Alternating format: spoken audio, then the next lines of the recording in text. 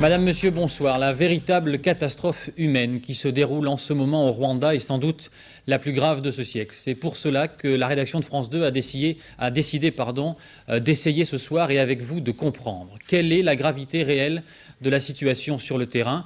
Les pays occidentaux se mobilisent-ils et dans quelles proportions? Mais aussi comment vous, si vous le souhaitez, pouvez-vous participer à la course contre la montre qui est engagée pour sauver les réfugiés?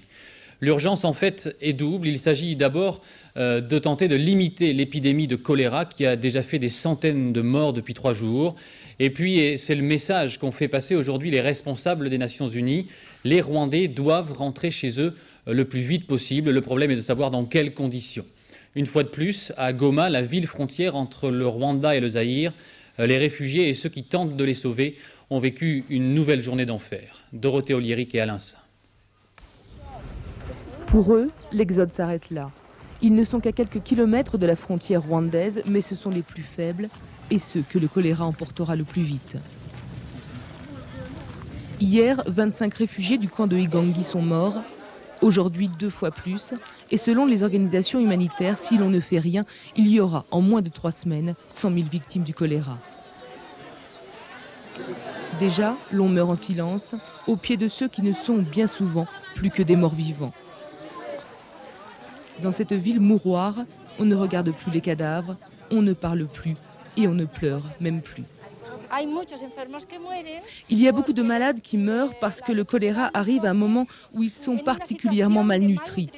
Vous savez, cela fait 1 semaine qu'ils sont là et ils n'ont reçu aucune aide humanitaire. À la sortie du camp, nous prenons la route du Nord, une route longue et interminable comme une agonie. Et partout, le spectacle de la mort, de ces morts qu'on n'enterre même plus. Kilomètre 4 depuis le camp de Igangi, nous arrivons au centre de Munigi. Une poignée d'humanitaires pour des malades qui n'en finissent pas de mourir. Hier soir, on avait 500 personnes comme patients. Ce matin, on en a 1000. Hier, on avait 200 morts ici simplement dans le centre. Et là, aujourd'hui, ça va être 400 morts ou peut-être plus, quoi. C'est de pire en pire, quoi. Et il semble que sur Kubumba, la situation empire aussi. Donc si c'est sur Kubumba la même chose, c'est déjà la catastrophe, mais ce sera encore pire. Ils ont fui le bruit de la guerre, ils doivent fuir aujourd'hui la maladie. Ma sœur est morte du choléra il y a 3 jours et j'ai gardé son bébé. Mais il n'a rien à manger depuis 3 jours, il n'a même pas bu une goutte de lait. Je ne sais pas quoi faire, je ne veux pas retourner au Rwanda, j'ai trop peur. La peur, les rumeurs, beaucoup ne savent même pas que la guerre est finie au Rwanda. Ils parlent encore de massacres, ils parlent aussi des fosses que, disent-ils, chaque Tutsi creuse dans son jardin pour y mettre des Hutus. À mesure que nous avançons sur cette route, nous comprenons cette foule manipulée, cette foule totalement perdue. Qu'est-ce qui est le plus dangereux pour vous, le choléra ou le FPR? Mais voilà, quand tu attrapes le choléra, il y a des choses. Tu peux attraper le choléra, mais tu peux trouver le médicament. C'était la chance.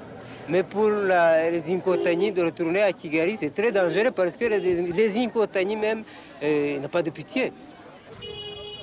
Kilomètre 23, nous apercevons les collines de Kibumba et une marée humaine poursuivant son exode.